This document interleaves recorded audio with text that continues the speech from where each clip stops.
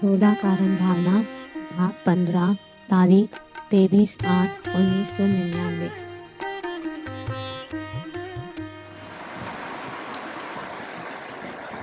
नमो अजंताणं नमो सत्ताणं नमो आयर्याणं नमो विभूतये नमो Varric सर्वसाम नमो सर्वेशाराय सानुभूत्या चकास्ते चित स्वभावाय भावाय सर्वभावान परच मंगलम भगवान वीर मंगलम गौतमोगम मंगलम कुंद कुंडालु जयं धर्मस्तु मंगलम सर्वमंगल मांगल्य सर्व कल्याण कारकम दानम सर्वधर्माणं जैनम जयतु शासनं ओंकार बिंदु संयुक्त नित्यं ध्यायन्ति योगिनः आमदं मोक्षदं च ओंकाराय नमः। श्री संबतभद्र आचार्य देव रचित श्री रत्नकरण श्रावकाचार्य में छठा भावना अधिकार, उसमें 16 कारण भावना के ऊपर पंडित सदाशिवदास कासलीवाल जी की टीका है। 16 कारण भावना जिसको आत्मा का अनुभव हो गया है उसको होती है। इसमें से दर्शन विशुद्धि भावना, विनय संपन्नता भावना, शील भावना और अब चौथी भावना चल रही है अभीक्षण ज्ञान और उपयोग भावना। अभीक्षण ज्ञान उपयोग भावना, आत्मा का अनुभव होने के बाद भी हमारा ज्ञान का उपयोग निरंतर आत्मा में नहीं रहता है, ज्यादातर बाहर रहता है, कभी कभी अंदर रहता है। तो ज्ञानी पुरुष की ऐसी भावना होती है कि मेरा उपयोग कहीं भी जावे ही नहीं और जगह, और अपना अपने आत्मा में ही लीन रहे, ऐसी भावना उनको होती है।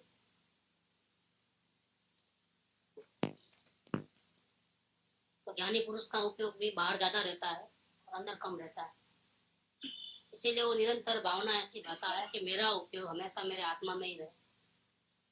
इसका भी ये कारण है कि जीव सुख के बिना नहीं रह सकता है, ज्ञान के बिना, जानकारी के बिना रह सकता है, लेकिन जीव का स्वभाव ऐसा है कि शांति नहीं मिलेगी तो वो नहीं रहता। जहाँ शांति मिलेगी वहां ही रहना चाहता है।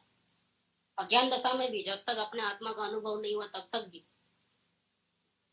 जीव का उपयोग कहाँ रहता है, जहाँ शांति मिले वहां रहना अच्छा लगता है, शांति नहीं मिले वहां रहना भी अच्छा लगता है। और संसार में कहीं भी शांति नहीं मिलती है, इसलिए वो एक जगह से दूसरे जगह, दूसरे जगह से तीसरे जगह पटापटक करते रहता है। ये करूं वो करूं वो करूं वो करूं चालू रहता है, एक जगह पे स्थिरता नहीं। लेकिन ज्ञानी की बात अलग है, उसने आत्मा को देखा है, सुख के धाम को देखा है, मैं ही परमात्मा हूं ऐसा अनुभव भी किया है। तो अब वो चाहता है कि मैं निरंतर, मैं शांति चाहती है मेरे को निरंतर, तो मैं निरंतर अपने आत्मा में ही रहूं। घर देखा है अपना, इसलिए शांति कहाँ है मालूम है, इसलिए उसका उपयोग हमेशा आत्मा में रहे, ऐसी उसकी भावना रहती है। भावना इसलिए रहती है कि वो जैसा वो चाहता है वैसा होता नहीं। वो चाहता है कि निरंतर अंदर आत्मा में रहना, लेकिन वैसा बन नहीं सकता है, तो इसीलिए वो भावना बाता है। भावना तो ऐसी रहती है, कार्य दूसरे उपयोग बाहर जाता है किधर भी, लेकिन भावना ऐसी रहती है। बेंसी के वचनामृत में एक बोल अच्छा है, उसमें लिखा है कि पतंग की डोर जब तक हाथ में है तब तक कोई परवाह की बात नहीं। पतंग की डोरी अपने हाथ में है तो कोई बात नहीं, कभी पतंग नीचे आएगी, कभी ऊपर जाएगी, कभी सब पतंगों के बीच में गिरे जाएगी, पकड़ने का डर रहेगा, लेकिन अभी डोर हाथ में है ना, तब तक कोई घबराने की बात नहीं।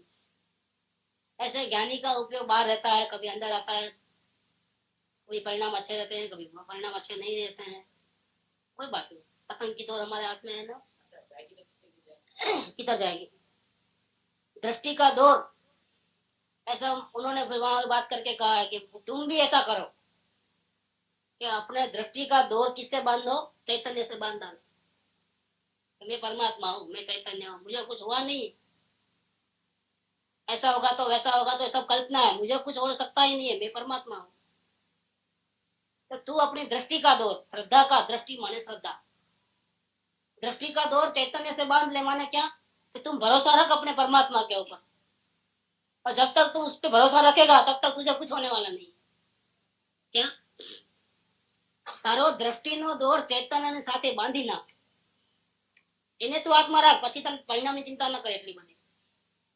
એનો મતલબ એ થાય એમ અહીંયા આગળ ज्ञानी का उपयोग अंदर में नहीं जाता है, बार बार अंदर में रहना चाहता है फिर भी नहीं रह पाता है।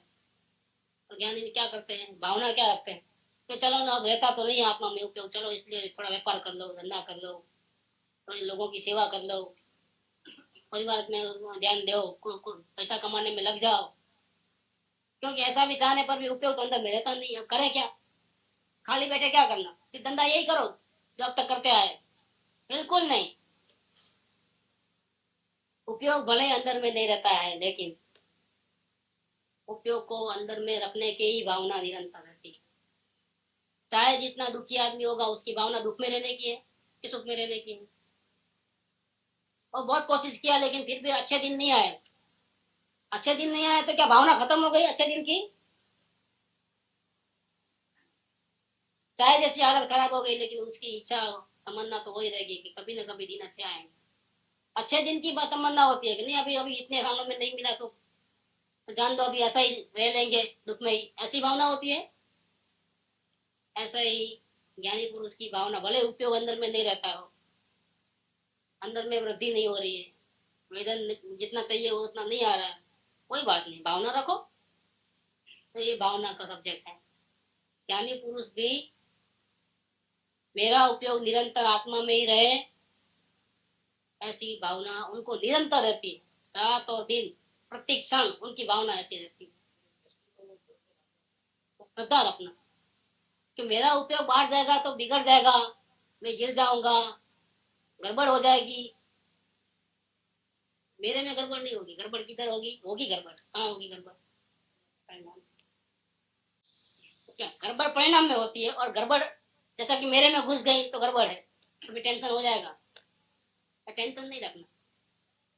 परिणाम नीचे गिरे, पतंग नीचे आई तो क्या खुद गिर गया, कट गई पतंग? परिणाम नीचे आए, पतंग नीचे आई, क्योंकि उपयोग जाएगा, बाहर रहेगा, कुसंग करेगा, असत्संग में रहेगा, कर्तव्य भाव में जाएगा तो पतंग तो नीचे आने वाली है। आप कितना भी चाहो कि शांति मिले, शांति कहाँ से मिलेगी? पतंग नीचे आने मतलब क्या? क्या शांति हो गई? परिणाम में डर लगने लगा, चिंता होने लगी, क्या होगा, कहीं गिर तो नहीं गया, ऐसा टेंशन चालू हो जाएगी। तो उसका मतलब परिणाम गिरे, बाहर में कुसंग और सत्संग, ये बाजू सत्संग नहीं, भक्ति नहीं, गुरु का सानिध्य नहीं, स्वयं का पुरुषार्थ नहीं, परिणाम गिरते देर नहीं लगेगी। लेकिन फिर भी दृष्टि का दो चैतन्य से बांध ले। इसका मतलब क्या कि तुम अपने परमात्मा को विश्वास करके, परमात्मा में कुछ भी नहीं हुआ है, गड़बड़ हुआ है, परिणाम गिरे हैं, मैं नहीं गिरा हूं, मैं परिणाम से भी भिन्न हूं, मैं परिणाम नहीं हूं, मैं द्रव्य हूं। मैं कौन हूं? मैं पदार्थ हूं, पदार्थ का परिणाम मेरा नहीं है। जब बाहर से देखोगे तो ऐसा कहेंगे कि भाई देवचंद भाई का घर किधर, तो भाई ऊपर जाने के बाद लेफ्ट में मुड़ना, वो घर। लेकिन यहाँ आने के बाद तो कहने की जरूरत नहीं पड़ती। व्यवहार से कहो ये परिणाम किसके भैया, अच्छे परिणाम किसके हैं? इस आत्मा के। बुरे परिणाम किसके हैं? तो इस आत्मा के। लेकिन वास्तव में जब परिणाम और द्रव्य के बीच में बात चलती है, जब ध्यान का सब्जेक्ट होता है शुरू, जब ध्यान करना रहता है तो परिणाम अलग है, मैं अलग, तब फिर परिणाम को बीच में नहीं लाना। अगर परिणाम को बीच में लाओगे तो परिणाम की चिंता रहेगी कि परिणाम अच्छा कैसे करूं, निवेदन कैसे आवे, वो कैसा करूं, नहीं गड़बड़ हो जाएगी, तो ध्यान नहीं होगा। जब ध्यान करने का टाइम आता है तो परिणाम को गेट आउट कर देना। भाई परिणाम किसके हैं? मेरे परिणाम नहीं, मेरे नहीं है भैया, मैं तो पूर्ण पवित्र हूँ, तुम तो भूत चैतन्य गण हूँ, मेरे में कोई कमी भी नहीं। ध्यान करने के वक्त जब ध्यान में उपयोग नहीं लगता है, बाहर आया है, तो परिणाम किसके हैं भैया? मेरे हैं। तो फिर अवलोकन चालू होगा। लेकिन अवलोकन परिणाम में मलिनता है, उसकी बहुत दुख होता है, और ध्यान करना है परमात्मा का, परमात्मा का दर्शन करना है, शांति का वेदन चाहिए, पलटी मारो। भाई परिणाम किसके हैं? परिणाम मेरे नहीं है, परिणाम मेरे नहीं। ये तरीका है, काम करने का तरीका है। आगे बढ़ना है तो दोनों पांव का इस्तेमाल होता है ना, कभी ये पांव कभी वो पांव। दोनों पांव रखोगे नहीं, एक भी पांव नहीं उठाना तो नहीं चलेगा, दोनों उठा लोगे तो भी नहीं चलेगा, तो गिर जाओगे। एक को रखो, एक को आगे बढ़ो, फिर उसको रखो, इसको आगे बढ़ो, तो रास्ता कटेगा। ऐसे मोक्ष मार्ग में रास्ता कैसे कटता है कि उपयोग अंदर जाता नहीं है, तो परिणाम का अवलोकन करो। तब ऐसा मत सोचो कि परिणाम मेरे नहीं, ये गड़बड़ मेरे मैं ही कर रहा हूं। अब इसमें जब अशांति हो जाए और शांति चाहिए, तब फिर वो पैर को रख दो और दूसरा पैर उठाओ। कौन सा? ध्यान वाला। तो क्या करना उसमें? भाई परिणाम किसके खराब हुए? मेरे तो नहीं हुए हैं, मैं तो परमात्मा हूँ। चला एकदम लाइन बैठ जाएगी अच्छी तरह से। ये दो पांव से काम करने का है, ये नहीं छास ऐसा ऐसा करते हैं। मक्खन निकालोगे, दोनों पकड़ लोगे तो नहीं चलेगा, दोनों छोड़ दोगे तो एक रस्सी ऐसा टाइट पकड़ना है, एक को खींचना है ऐसा ऐसा, तो बराबर मक्खन निकलता है छाछ में। छाछ को वलोवना, वलोवना कहते हैं, मथना। दोनों खींचना तो भी नहीं, दोनों छोड़ो तो भी नहीं, एक को पकड़ना, एक को छोड़ना, फिर इसको छोड़ना, इसको पकड़ना, ऐसा वहां फिर ऐसा करोगे तो छाछ में वलोवना होकर के मक्खन निकलेगा। ऐसे आगे कैसे बढ़ोगे? शांति रूपी मक्खन कैसे निकलेगा? अशांति का छाछ है, गड़बड़ है, उसमें से मक्खन निकालना है, शांति निकालनी, कैसे निकालेंगे? जब उपयोग अंदर में जाता ही नहीं है तो परिणाम पर अवलोकन। और वहां से घबराहट होती है, आधार लेना है, परमात्मा कर लेना, परमात्मा आधार, मैं ही परमात्मा हूँ, तो फिर वो परिणाम मेरे नहीं है, गड़बड़ मेरे में नहीं, ऐसा करके बैठ जाओ। वो तरीका है, पूरी रमत है, ज्ञान की रमत है। किसको पकड़ना, किसको नहीं पकड़ना, कब काम कौन करेगा, दूसरा किसी की हेल्प लेने की कोई जरूरत नहीं, अपने स्वयं में ऐसी ताकत है, तरीका सीख लो बस। तो यहाँ ज्ञानी पुरुष का ये भावना ऐसी रहती है कि निरंतर मेरा उपयोग आत्मा में ही लीन रहे। सोगानी जी को पूछा था, चलो प्रवचन का टाइम हो गया गुरुदेव के पास, पर आप जाओ, मैं ध्यान में बैठा हूँ। तो बोला ध्यान तो बाद में भी कर सकते हो, गुरुदेव का प्रवचन तो अभी 1 घंटा है, और सुनने के बाद करना, अभी क्या है? तो गुरुदेव का प्रवचन दोबारा नहीं होने वाला है, उपयोग ध्यान तो फिर कभी भी कर सकते हो। तो ऐसा क्या है कि वो गुरुदेव का प्रवचन छोड़ के भी नहीं आते? 24 घंटा नहीं निकलता रहती है क्या? इतने बड़े ज्ञानी हो गए क्या तो 24 घंटा अंदर में आत्मा में लीन होता है? इतनी बड़ी ताकत आ गई है क्या आप में? हाँ, ताकत भले ही नहीं आई, लेकिन प्रयोग पूरे पुरुषार्थ तो कर सकता हूँ ना। निकलता कोई बच्चों का खेल नहीं है, वो ज्ञानियों को पसंद ना निकले, ऐसा है। उपयोग आत्मा में रहना तो कोई मामूली बात नहीं है, बहुत बड़ा पुरुषार्थ चाहिए उसके अंदर, बहुत बड़ी मेहनत चाहिए। और कल एक विचार आया, मैं लिख लिया होता है, भूल जाऊंगा कल, कि ज्ञान दशा अभी आई मानो, लेकिन इसके पहले क्या किया? निरंतर आत्मा की विराधना किया है कि नहीं किया?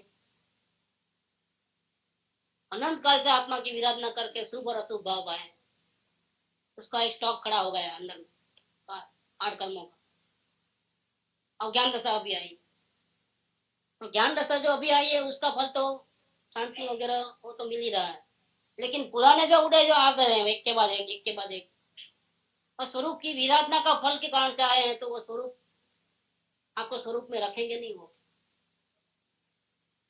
आज तक गड़बड़ बहुत किया है और कर्म बांधे हैं, तो उदय भी ऐसा आएगा, शुभ का या अशुभ का, दोनों भी, कि आपको अपने आत्मा में ही उपयोग रखना बहुत मुश्किल है।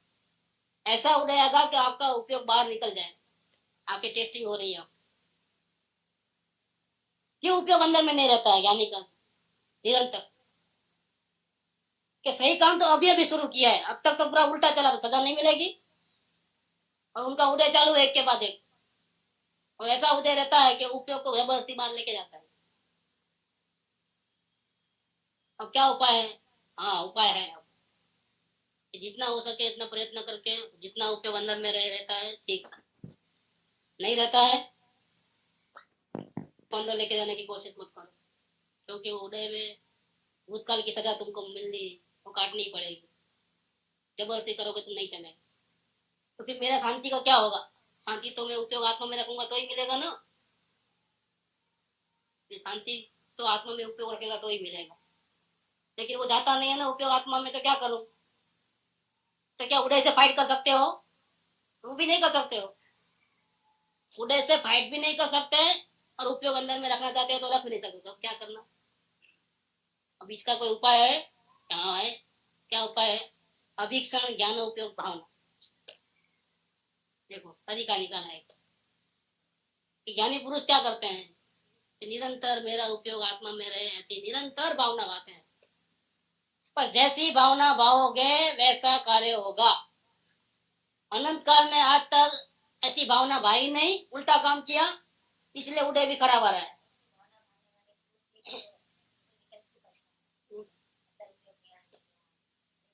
नहीं, क्योंकि हमने भूतकाल में गलती की है तो सजा तो चुकानी पड़ेगी कि नहीं चुकानी पड़ेगी?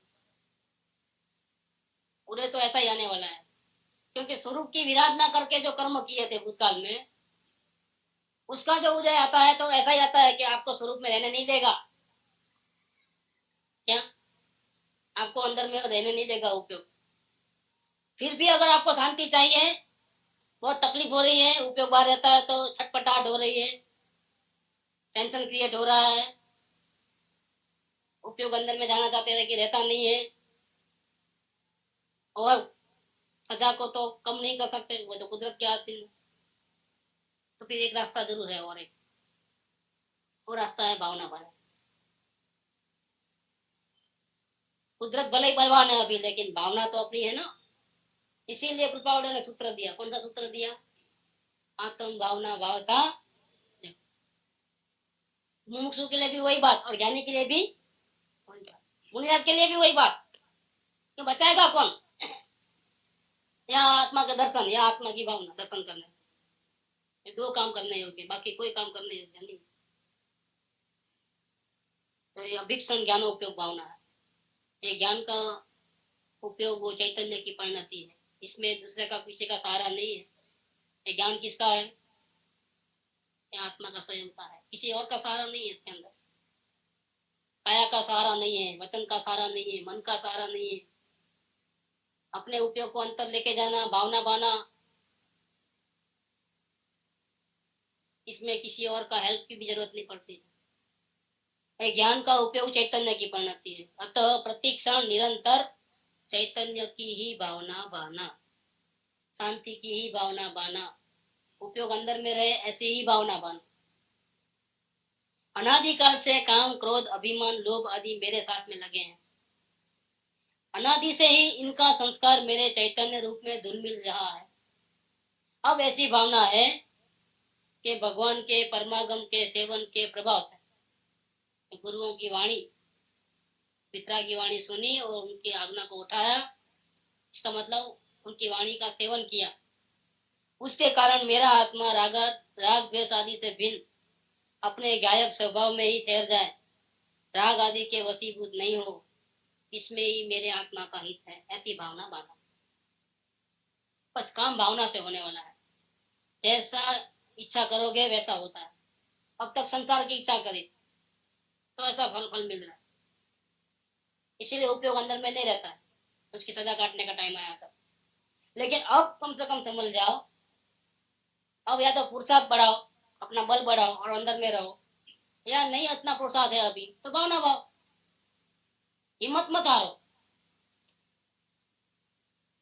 अपनी हिम्मत को नहीं छोड़ना। ये तो वीरों का मार्ग है। जो डरा हो मरा, जो हारा, हिम्मत हारा हो, उसका काम नहीं होगा, रुक जाएगा और मंजिल तक नहीं पहुंचेगा। तो मैं थक गया हूं, नहीं चल पाऊंगा, तो भैया बैठे रहे टाइम, मेरा काम नहीं है।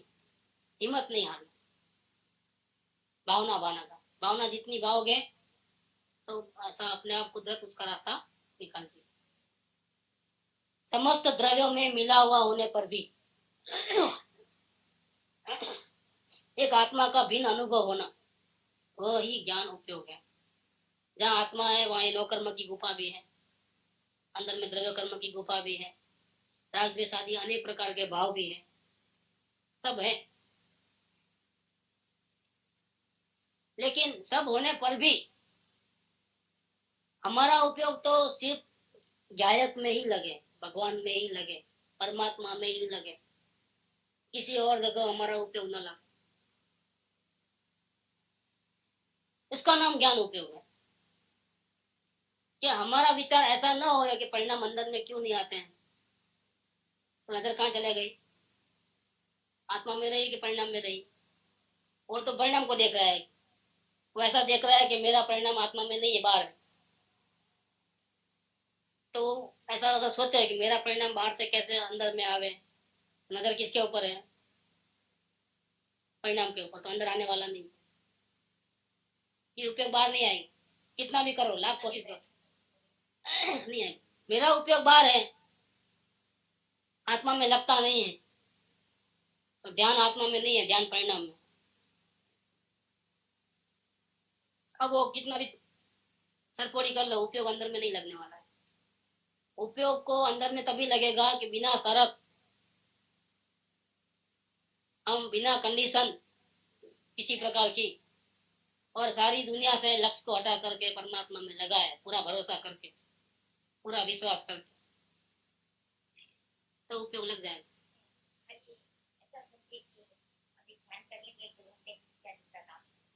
नहीं होता, नहीं होता। एक बार मेरा ध्यान हो जाने दो, बाद में मैं फिर उठा पटक करूंगा, नहीं चलेगा, वो नहीं चलता है, इसीलिए भी ध्यान नहीं लगता, ऐसा भी नहीं चलता है।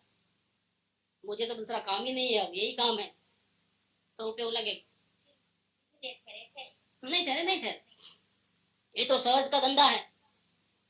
सदगुरु कहे सहज का धंधा, वाद विवाद करे सो अंधा। जबरदस्ती करने का सौदा नहीं है। परमात्मा से प्रेम जबरदस्ती किया जाता है, या मैं प्रेम करता हूँ आपको दर्शन देना ही पड़ेगा, गारंटी है? आप किससे बात करते हो, आप हो कौन? नहीं, मेरे को भी टाइम नहीं है, आपको टाइम देना पड़ेगा, ऐसा जबरदस्ती नहीं चलती प्रेसिडेंट के सामने। प्रेसिडेंट की मर्जी होगी तो बुलाएगा, नहीं तो नहीं बुलाएगा, नहीं तो चीफ मिनिस्टर लट्टी खा लेंगे दिल्ली में। यहाँ से टेलीफोन में बात किया था, हाँ आ जाओ, लेकिन वहां टाइम नहीं है, बार बार फोन कर रहे, पीए मना कर रहा है, टाइम नहीं है। प्रेसिडेंट की मर्जी भैया। ऐसे परमात्मा की मर्जी है, दर्शन देना है तो देगा, नहीं देना है तो नहीं देगा। आप उठा पटक करने का कोई मतलब नहीं है। आप अपना कार्य करो, जो करना है तो भावना रखो, तब उसकी मर्जी होगी दर्शन देगा, नहीं होगी तो नहीं देगा। दर्शन दे तो भी राजी है, नहीं दे तो भी राजी है। हम तो परमात्मा से ही प्रेम करेंगे। हम उनके गुणों में ऐसे आसक्त हो गए हैं, उनके चमत्कार में हम ऐसे लुप्त हो गए हैं, चैतन्य चमत्कार में। इसके गुण इतने हैं कि अभी दुनिया में दूसरी जगह जावे, अभी दर्शन नहीं देता है, चलो दूसरी जगह जाएंगे, ऐसा बन नहीं पाएगा। हमारा को तो प्रेम हो गया है इसके साथ। वो दर्शन देवे तो भी ठीक, नहीं देवे तो भी ठीक, हमारे को तो सब मंजूर है भैया। वो भी उसकी कृपा है। क्या दर्शन नहीं देता है तो उसकी कृपा है, उसकी मर्जी है। वो हमारे को सुधारने के लिए, हमारी भावना को बढ़ाने के लिए वो हमारे पे कृपा कर रहा है कि दर्शन नहीं मिलेगी, तो फिर हम दोबारा जाएंगे तब ज्यादा भावना लेके जाएंगे। हो सकता है हमारी भावना में कमी हो सकता है हमारे में कोई कर्तव्य भाव होगा, कोई आशा अपेक्षा होगी। उसकी कृपा बहुत बरस रही है। परमात्मा करुणा का सागर है, करुणा निदान है। और जो भी कर रहा है सब ठीक ही कर रहा है, हम एक्सेप्ट करते हैं उस बात। जो भी करता है हमारे भले के लिए ही करता है, हम तैयार है सबके लिए। कितनी शांति हो जाएगी। ये सब चंचलता, उठा पटक, धमाधम, बस एक कर्तव्य भाव गया तो दर्शन हो जाए, बिना रहेगा नहीं, दर्शन हो ही जाएगा गारंटी। कर्तव्य भाव रोकता है और कोई रोकता नहीं।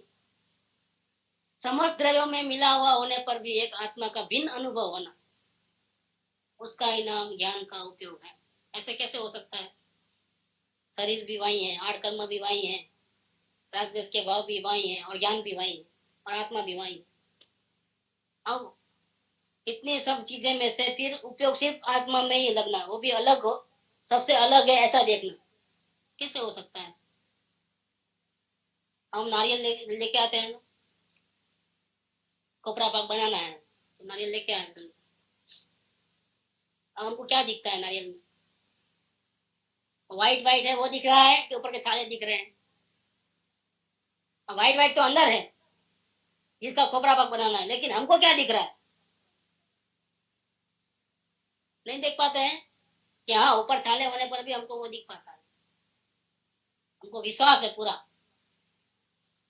कि वो तो सफेद ही होता है, मीठा ही होता है, उससे खोपड़ा पाक बनेगा ही बनेगा। पूरा विश्वास नहीं है कि बाहर से दिखता है, बस दिखता है तो फिर प्रयत्न ऐसा होता है ऊपर का सब निकाल के, भिन्नता करके, अंदर को निकाल करके उसका खोपड़ा पाक बनाता है। विश्वास ही नहीं है, कहाँ है व्हाइट? भाई ऊपर से नहीं दिखता है, ज्ञान नेत्र से देखो तो दिखता है, ऊपर से नहीं दिखा है। वो भिन्न है कि मिला हुआ है? कि मिला हुआ भले लगता है लेकिन है वो भिन्न। अगर भिन्न नहीं होता तो कैसे निकालते, दोनों को अलग कैसे करते?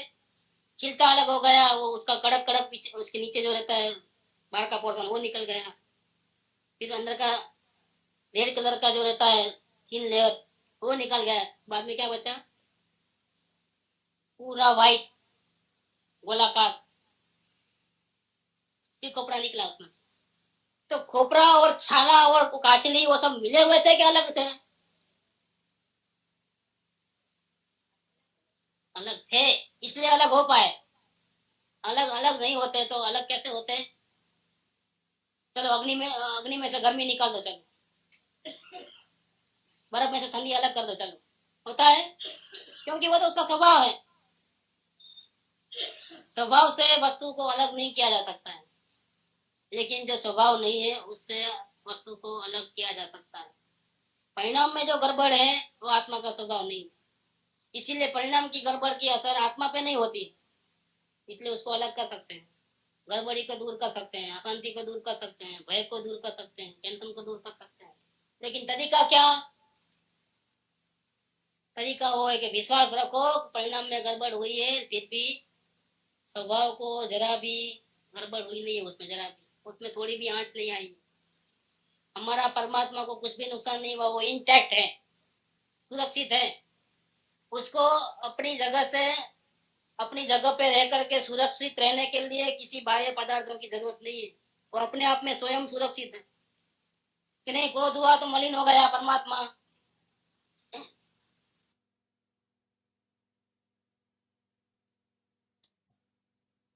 दृष्टान दे रहे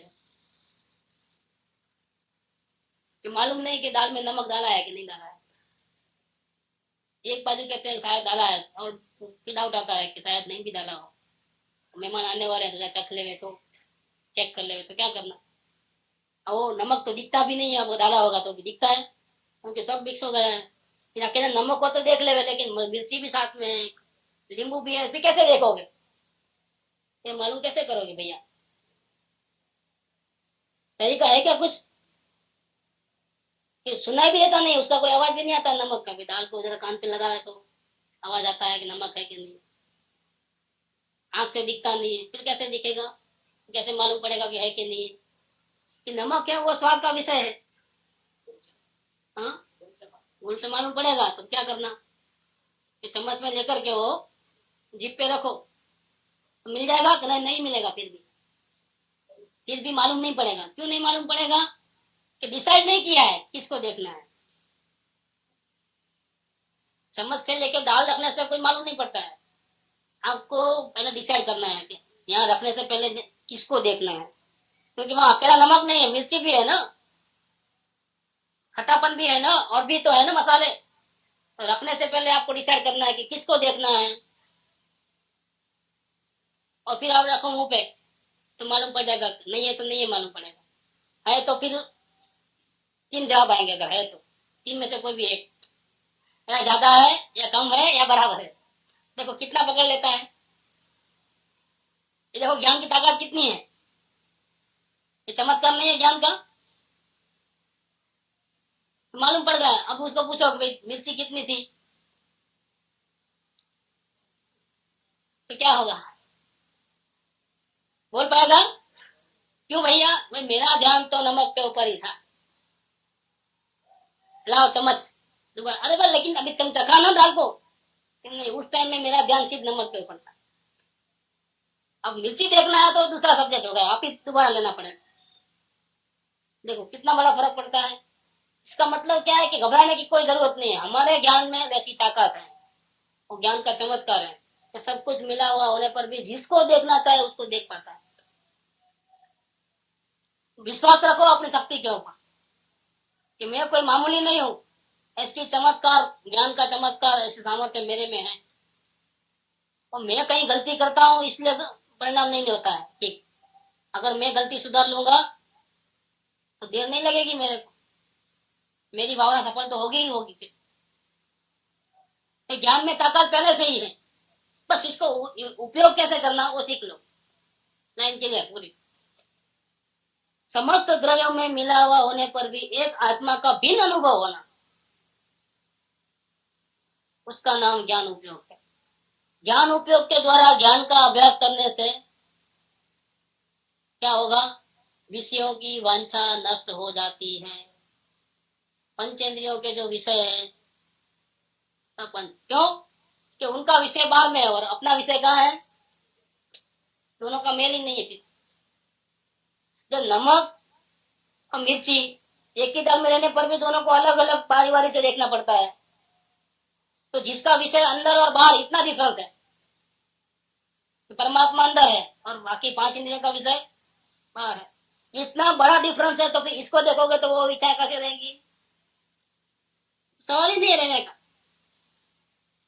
देखो नमक का सब्जेक्ट भी स्वाद है, जीभ, उससे ही परखे जाएंगे। मिर्ची का भी स्वाद से, फिर भी दोनों को क्रम क्रम से देखना पड़ता है। लेकिन यहाँ तो सब्जेक्ट ही उल्टा पुल्टा है। एक का सब्जेक्ट बाहर है, एक का सब्जेक्ट, तो फिर एक साथ में कैसे दिखेंगे? वो देख ही नहीं सकते। तो ज्ञान उपयोग के द्वारा अगर एकमात्र अपने स्वभाव को ग्रहण करोगे, परिणाम को नहीं ग्रहण करना। तो परमात्मा का दर्शन करना है तो परिणाम मेले है ऐसा नहीं सोचना। परिणाम में गड़बड़ है, उपयोग अंदर जाता नहीं है, ऐसा रोटी सूरत लेके अंदर नहीं जाना, बाहर निकाल देगा वो।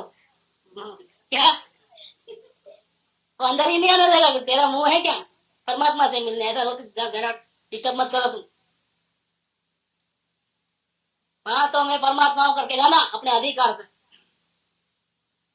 अधिकार से जाओगे तो जाने देंगे कि मेरे परमात्मा के ऊपर मेरा अधिकार है और किसी का अधिकार नहीं। तो अधिकार से जाओगे तो बराबर। नहीं प्लीज प्लीज प्लीज करोगे तो नहीं होगा। प्लीज प्लीज से नहीं होता है, अधिकार से जाना होता है। रोगे तो भी नहीं होगा। ये सब याचना हो गई, गिड़गिड़ाना हो गया। परमात्मा स्वयं होते हुए भी परमात्मा के दर्शन के लिए गिड़गिड़ाया। और बात शोभा देने लायक नहीं,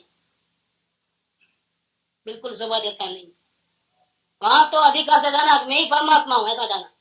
मैं परमात्मा को मिलूं, वो मुझे दर्शन दे, ऐसा नहीं चलेगा। मैं परमात्मा हूं ऐसा करके बैठो और उसके दर्शन की अभिलाषा ही मत रखो। परिणाम को देखना ही नहीं। जब उसको तो तब तो सिर्फ गायक को ही देखना है, परमात्मा को ही देखना है बस। तो फिर कोई प्रॉब्लम नहीं आएगा, तो सीधा स्ट्रेट एंट्री मिल जाएगी, कोई रोकेगा नहीं, स्ट्रेट एंट्री है फिर।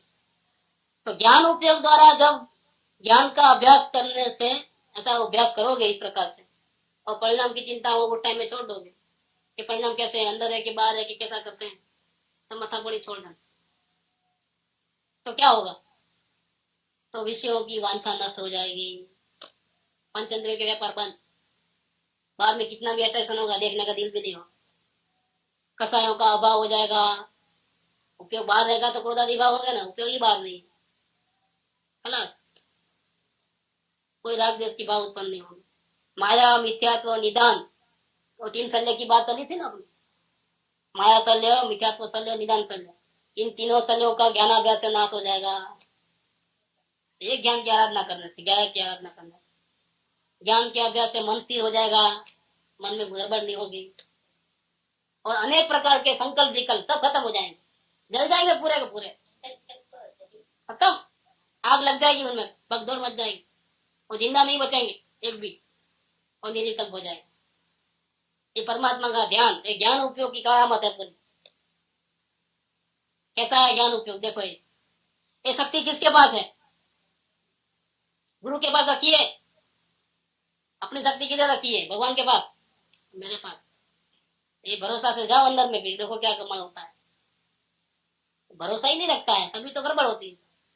अपने पे ही अपने को विश्वास नहीं। ज्ञान अभ्यास से ही धर्म ध्यान में, शुक्ल ध्यान में अचल होकर बैठा जाता है। ये फायदे कितने हैं? ये आगे बढ़ना कैसे होता है? ज्ञान उपयोग से ही होता है कि भले ही सब बीच में है, लेकिन सबसे अलग मैं सिर्फ अपने स्वभाव को देखूंगा, परिणाम को भी नहीं देखूंगा। तो ज्ञान उपयोग का उपयोग करते ही इतने सारे फायदे। धर्म ध्यान होगा, शुक्ल ध्यान के लिए तैयारी हो जाएगी। ज्ञान अभ्यास से ही व्रत संयम से चलायमान नहीं होते। व्रत लिया है, संयम लिया है, लेकिन अगर आत्मा का सहारा नहीं होगा, भले ही खाएगा नहीं, लेकिन खाने का विकल्प तो आएगा ही है। क्या उपवास का व्रत है, ठीक है, लेकिन इधर का आधार नहीं है तो क्या होगा? जबरदस्ती तो दमन करेगा, खाने की इच्छा को रोकना पड़ेगा, लेकिन इच्छा तो होगी होगी। और इधर का आधार मिल गया तो इच्छा ही नहीं होगी खाने। डिफरेंस नहीं है? एक तो इच्छा हो और रोकना पड़े, और एक तो इच्छा ही नहीं हो और फिर भी खाना नहीं हो। दोनों में खाना तो दोनों में भी नहीं होता है, लेकिन एक में इच्छाओं को रोकना पड़ता है और दूसरे में इच्छा ही उत्पन्न नहीं होती है। कितना बड़ा डिफरेंस है। तो इच्छा उत्पन्न नहीं होवे ऐसा जो उपवास होवे वो सबसे बढ़िया है। उससे कर्मों की निद्रा होती है, लेकिन वो तो ज्ञानियों की होती है। एक उपवास करने से इतने लाख सालों का कर्मों की निद्रा होती है, बात बिल्कुल सही। लेकिन आगे लिख देना किसके लिए है कि सिर्फ ज्ञानी करेगा उपवास तो उसका फल है, तो लिखा देना। अस्थिमल जी को बोला भैया इसमें थोड़ा फेरफार करो, आगे एक शब्द ऐड करो, बाकी सब बराबर है। सब लिख दिया लोगों को फंसाने के लिए। लोग बेचारे उपवास करके मर जाएंगे। उपवास करने से इतने लाख कर्मों की निद्रा हो जाती है। अच्छा भैया करो उपवास, अब वो खाने की इच्छा होती है तो फिर रोकना पड़ता है। क्या उपवास है? उससे कर्मों की निद्रा नहीं होती। इच्छा ही उत्पन्न हो और स्वभाव में ठहर जाए उपयोग, परम शांति मिले, उसका नाम कर्मों की निद्रा है। तो ज्ञान अभ्यास से ही व्रत संयम से चलायमान नहीं होते हैं। जिनेन्द्र का शासन प्रवर्ता है। किसकी जीत चल रही है अब? जिनेन्द्र भगवान का शासन चल रहा है। राम राज्य है, अब वहां अधर्म नहीं होता है, वहां किसी को अशांति नहीं होती है। ऐसे जिनेन्द्र का शासन चलता है, शांति शांति। जब जिनेन्द्र का शासन नहीं चलता है, मतलब लोग, यहाँ के राजा, यहाँ के नगरवासी अगर जिनेन्द्र देव की बात नहीं सुनते हैं, उल्टे चलते हैं, तो क्या होता है?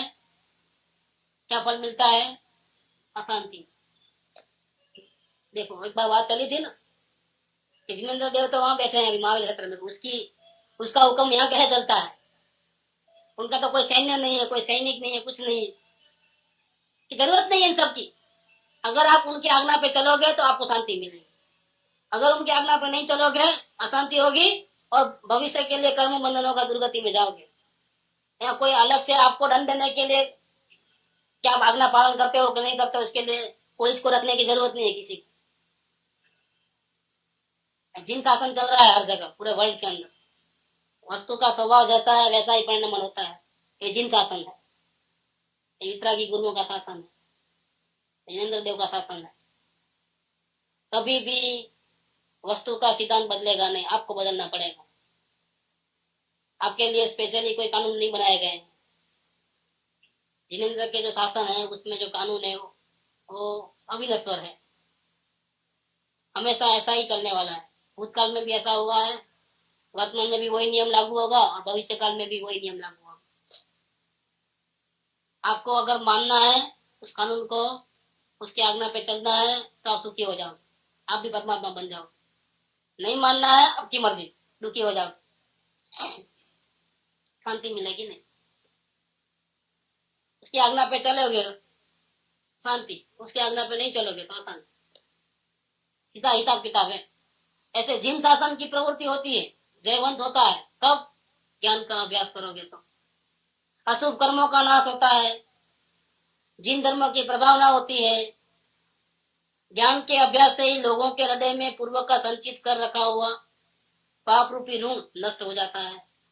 भूतकाल के पाप जो भी उदय में आएंगे सब खत्म हो जाएंगे। ज्ञान की ताकत इतनी है। अज्ञानी जिस कर्म की घोर तप करके कोटि पूर्व वर्षों में छिपाता है, एक अज्ञानी जीव जो कर्मों के स्टॉक को बहुत भयंकर तपस्या करके करोड़ों साल की तपस्या से उसको खत्म करता है, उस कर्मों को ज्ञानी अंतर्मुहूर्त में ही खपा देता है। क्या? क्योंकि वो दमन नहीं करता है, किसी और का सहारा नहीं लेता है, अपने ज्ञान शक्ति का सहारा लेता है, अपने भगवान का सहारा लेता है। कौरवों की सेना जबरदस्ती ना, पांडवों के तो 5 ही थे, लेकिन पांडवों के साथ में कौन था? भगवान थे। ठीक, तो जीत किसकी हुई? संख्या ज्यादा है इसलिए उसकी जीत?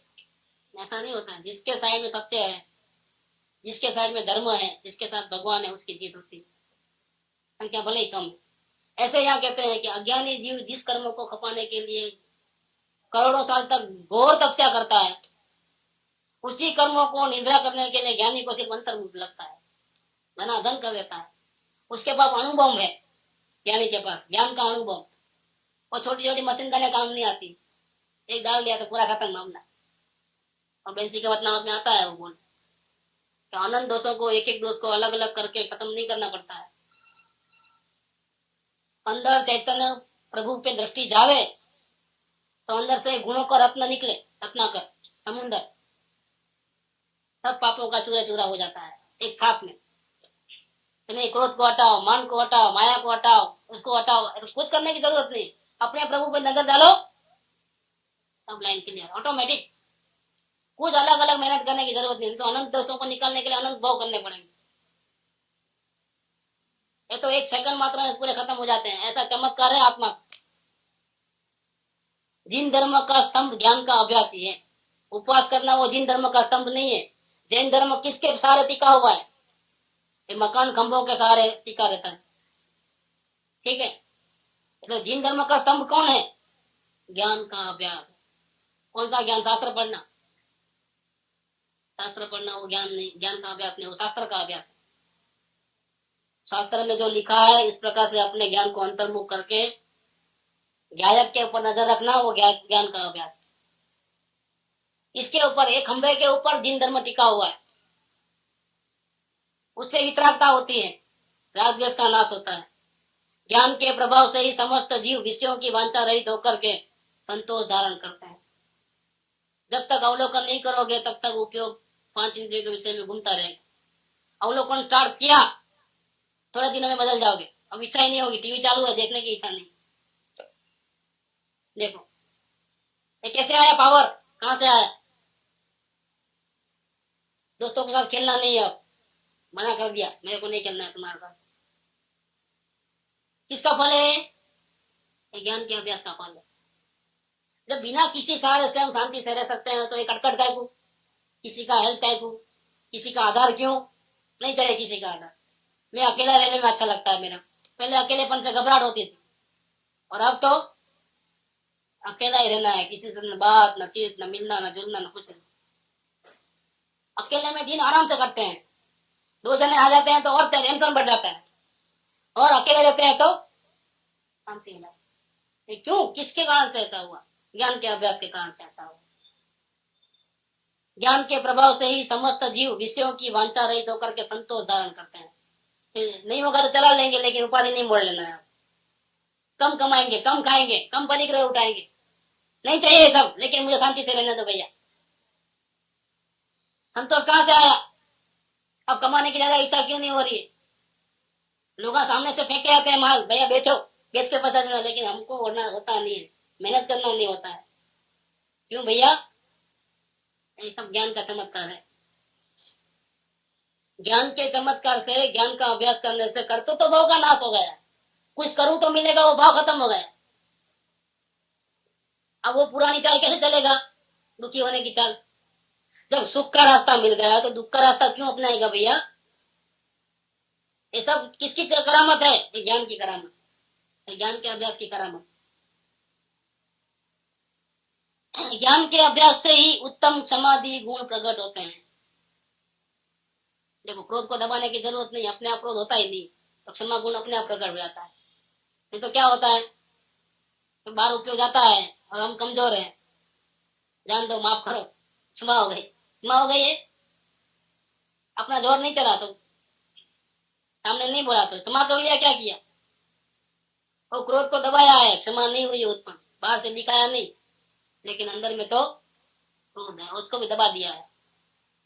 और ज्ञान के अभ्यास से नजर ही वहां नहीं थी, क्या गाली दिया नहीं मालूम, भले दिया, मैं तो मजे में था, मैं तो अपना आत्मा का आनंद ले रहा था, तो क्षमा भाव तो अपने आप प्रकट हुआ, क्रोध भाव को उत्पन्न ही नहीं हुआ, दबाने की जरूरत ही नहीं पड़ी। तो ज्ञान के अभ्यास से ही उत्तम क्षमा आदि गुण प्रकट होते हैं। भक्ष्य अभक्ष्य का, योग्य अयोग्य का, त्यागने योग्य और ग्रहण करने योग्य का विचार उत्पन्न हो जाता है। किससे? ज्ञान के अभ्यास। क्योंकि अभी हमको आग्रह नहीं रहा कि यही खाना है, यही टेस्टी है, पर टेस्टी का मतलब नहीं है, सब अभी बड़ा फीके ही लगते हैं। खा लेने का है तो फिर अभी कैसा भी मिले चलेगा, हमको यही चाहिए टेस्टी, ऐसा कोई जरूरी नहीं। तो फिर खाने योग्य पदार्थ ही खाते हैं, नहीं खाने योग्य पदार्थ नहीं खाते हैं, क्योंकि रुचि नहीं रही, खाने योग्य में ही रुचि नहीं रही, तो फिर उसमें तो कहां से रहेगी रुचि, तो उसका आग्रह खत्म हो गया, तो अपने आप ठिकाने लग जाएगा, वो विवेक आ जाएगा बराबर, योग्य अयोग्य का विवेक आ गया, किसका संग करना किसका नहीं करना अपने आप। ऐसा चुनाव कैसे आ गया? पहले जिसके साथ बात करते करते पेट नहीं भरता था, गप्पे मारते मारते टाइम निकल जाता था, अब उनका मिलना होता है तो नहीं मिले तो अच्छा, गप्पे नहीं मारना है, क्यों भैया, बेकार का फालतू का समय का को बर्बाद करे अपना, कुछ हासिल तो होने वाला नहीं है, तो कुसंगति छूट जाएगी, किसके कारण से? ज्ञान के अभ्यास। त्यागने योग्य और ग्रहण करने योग्य का विचार हो जाता है कि क्या करना, तो किसका त्याग करना है किसका नहीं करना सब मालूम, प्रॉपर्टी बहुत है, लेकिन अपने को बोझा नहीं उठाना है, त्याग कर, नहीं नहीं बाप दादा की मिलकत है, कैसे त्याग करना, दुखी होना संभालते संभालते, फिर आप चले जाओगे दुखी हो के, फिर आपके बच्चे संभालेंगे, फिर वो भी दुखी होंगे, कितने मकान गिर जाएगा, क्या बड़े बड़े जो किले हैं वो भी टूट गए हैं, क्या करोगे सब उपाधि रख, नहीं बाप दादा का है, नहीं निकालना, रखो संभाल के, फिर दुखी हो जाओ, उसको साफ सफाई में कितना तकलीफ होती है, रिपेयरिंग में कितना तकलीफ होती है, नहीं हम कैसे निकालें, इतना लगाव भैया क्यों, दुखी भी हो रहे हो और लगाव भी रखते हो, इसे तो नहीं चाहिए कुछ भी, तो परिणाम क्यों खराब होने देगा अपने, 1 2 3 करो फटाफट, ये बात है। ज्ञान का अभ्यास नहीं है तो विवेक नहीं, और ज्ञान का अभ्यास होगा तो अंदर से भावना होगी, नहीं चाहिए लफड़ा, 1 2 3 कर देना है, पंचायत नहीं चाहिए मेरा, नहीं होगा चला लूंगा, लेकिन अशांति नहीं होना, मेरे परिणाम खराब नहीं होना, इतना बोझा नहीं होना मेरा, और जिससे मेरा सत्संग छूटे, मेरा ज्ञान का अभ्यास छूटे, वो करोड़ों की कीमत होगी तो भी हमारे लिए उसकी वैल्यू नहीं है, जाओ हमारे लिए वो जीरो है, डालो दरिया में डाल दो, नहीं होना हमारे, शांति की भावना वाला तो ऐसे करता है, ये सब ज्ञान के अभ्यास से होता है, अपने आप हो जाता है। देखो, ज्ञान के बिना परमार्थ और व्यवहार दोनों नष्ट हो जाते हैं, ज्ञान नहीं है तो क्या करोगे, क्या का परमार्थ और क्या का व्यवहार, कुछ नहीं, उसको कोई बांध नहीं, ना अपना काम होता है ना दूसरों का कल्याण होता है, क्योंकि ज्ञान का अभ्यास करेगा तो खुद को शांति मिलेगी, तो दूसरों को बताएगा ना शांति का उपाय, खुद को ही नहीं मिले क्या बताएगा, न अपना कल्याण होता है परमार्थ, न बाद में कोई व्यवहार अच्छा होता है, सब गड़बड़, और ज्ञान का अभ्यास चालू कर दोगे सब बराबर सेटिंग हो जाएगी, अपना भी, अपन भी सुखी हो जाएंगे और दूसरे भी सुखी हो जाएंगे, दूसरे का भी कल्याण करेंगे, निश्चय भी ठीक हो जाएगा और व्यवहार भी ठीक हो जाएगा, नहीं तो किसी बात का कोई विवेक नहीं रहेगा। ज्ञान रहित राजपुत्र का भी निरादर होता है, अब नुकसान क्या होता है, इतना फायदे गिना है, अब नुकसान क्या होता है, ज्ञान नहीं है, कि ज्ञान नहीं है और राजा का लड़का है, सम्मान मिलता है, अकल नहीं है उसको। ज्ञान रहित राजपुत्र का भी निरादर होता है, ज्ञान समान कोई धन नहीं है, ज्ञान के दान समान कोई दान नहीं, दुखी जीव को सदा ज्ञान ही शरण है, दुखी आदमी को कौन शरण है, पाप का उड़े आया है, सोने में हाथ डालता है मिट्टी हो जाती है, क्या करे, जितना सोचता है सब बिगड़ जाता है, जितना हाथ फैलाता है उतना सब में नुकसान हो जाती है, अब उसको कौन बचाएगा? कोई हेल्प करता है वो भी खा लेता है और कर्जा बढ़ते जाता है। अब करेगा क्या? ऐसे बुरे वक्त में कौन शरण है? ज्ञान शरण है। ज्ञान ही दुखी लोगों को शरण है। ज्ञान ही स्वदेश में परदेश में आदर कराने वाला परम धन है। अगर आपके पास ज्ञान है तो दुनिया के कोई भी स्थान पे चले जाओ, उनको सुखी होने का मंत्र बता दो, लोग आपके पीछे पागल हो जाएंगे। भैया हमारे गांव में आओ, बोलता हमारे गांव में आओ। अरे इतने सारे कहां से पैदा हो गए सगे संबंधी? ये सब किसका करामत है? ये ज्ञान का करामत। उसके सब फ्रेंड हो जाते हैं। आप सबको सुखी होने का रास्ता बताते हो तो लोगों को अच्छा नहीं लगेगा? उसको तो सबके रात दुलारे हो जाओगे। एक रुपया की इतनी महिमा क्यों होती है? मेरे चिदाकाश के अजब सितारे प्रभु राजचंद्र कृपाणु हमारे कैसे हो गए? क्योंकि उनके वचन से ही शांति मिलती है, आश्वासन मिलता है, धीरज बनती है, सब जगह आदर होता है। ये बात, ज्ञान ही स्वदेश में और परदेश में आदर कराने वाला परम धन है। इसको कोई चुरा भी नहीं सकता है। धन को कोई चुरा सकता है? करोड़ रुपया होगा तो कोई लेके जाएगा, भाग जाएगा। लेकिन ज्ञान धन को कोई चोर चुरा नहीं सकता है। लूटने वाला लूट नहीं सकता है, खोसने वाला खोस नहीं सकता है। किसी को देने से कम होता नहीं है, और जो देता है उसका ज्ञान उल्टा बढ़ जाता है। देखो कल आप बोले थे ना, चर्चा करने से मजबूत हो जाता है। यहाँ से लेके वहां दिए तो क्या हुआ? आपका बढ़ गया और मजबूत हो गया, कम नहीं हुआ कुछ। तो देता है उसका ज्ञान बढ़ जाता है। बहुत बढ़िया दिया है, ज्ञान की बहुत महिमा की। ज्ञान से ही सम्यक दर्शन उत्पन्न होता है, आत्मा ज्ञान दर्शन इससे ही होता है। ज्ञान से ही मोक्ष प्रकट होता है। सम्यक ज्ञान आत्मा का अविनाशी स्वाधीन धन है। ज्ञान बिना संसार समुद्र में डूबने वाले को हाथ पकड़ करके कौन बचा लेगा, कौन रक्षा करेगा? ज्ञान के बिना कौन बचा लेगा? भगवान भी नहीं बचाते। ऋषभदेव भगवान मरीज जी को नहीं बचा पाए, क्यों? उसमें योग्यता नहीं थी। स्वयं का जो आधार नहीं लेता है ज्ञान का, उसको कौन बचावे? तीर्थंकर भी नहीं बचावे। ज्ञान के बिना तो कोई नहीं बचाएगा भैया। गुरु क्या करेगा? आप गुरु कहते हैं कि आप अपने ज्ञान का शरण लो, आत्मा का शरण लो। आप शरण नहीं लेते हो, आप गुरु का शरण लेते हो, तो गुरु कैसे बचाएंगे? ज्ञान बिना संसार समुद्र में डूबने वाले को हस्तावलंबन देकर कौन रक्षा कर सकता है? विद्या के समान कोई आभूषण नहीं है। विद्या बिना केवल आभूषणों से कोई सत्पुरुषों के द्वारा आदरने योग्य नहीं हो जाता है। पैसा बहुत है तो हमको महिमा आती है, लेकिन ये ज्ञान होगा तो वाह, इतना मजे में, शांति में है। पैसे से कोई आकर्षित नहीं होता है। ऐसा पैसा तो कई लोगों के पास, लेकिन ये ज्ञान विद्या किसके पास है? बहुत कम लोगों के पास। दुनिया में शांत लोग बहुत कम मिलेंगे, अशांत लोग ज्यादा मिलेंगे। शांत ज्ञान से आए। निर्धन को भी परम निदान प्राप्त कराने वाला एक सम्यक ज्ञानी है। दुखी हो गए, गरीब हो गए तो पैसा शायद नहीं मिलेगा, जिंदगी भर कुली मजदूरी करते रहो, लेकिन आत्मा का अनुभव करना हो, शांति होना है तो हो सकता है।